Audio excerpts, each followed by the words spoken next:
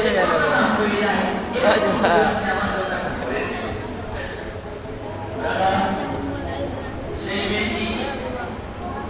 সেই মেয়েটি হলো কি যে সবর করল যে আল্লাহ আমি এই অসুস্থই আমি পৃথিবী ছাড়বো আর আমার জান্নাতে যাওয়ার আমার অত্যন্ত শখ করে তিনি ওই অবস্থায় জেগে গেছেন এবং প্রিয় নবী তার জন্য যেটি দরখাস্ত করেছিলেন সেই দরখাস্তটি পূর্ণ করেছেন।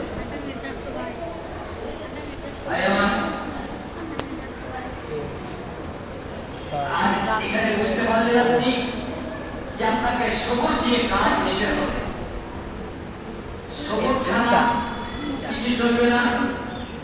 বর্তমানে আমাদের মধ্যে সবর শব্দটা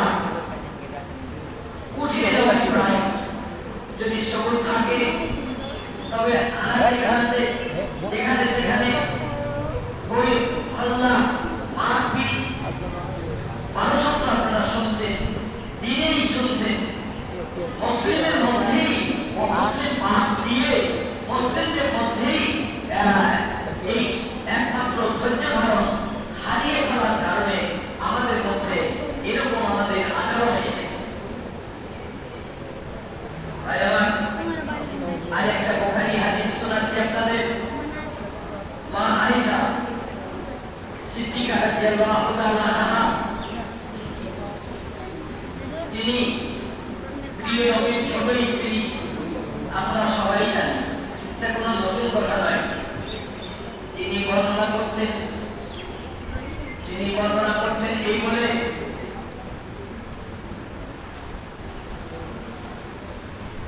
তিনি বর্ণনা করছেন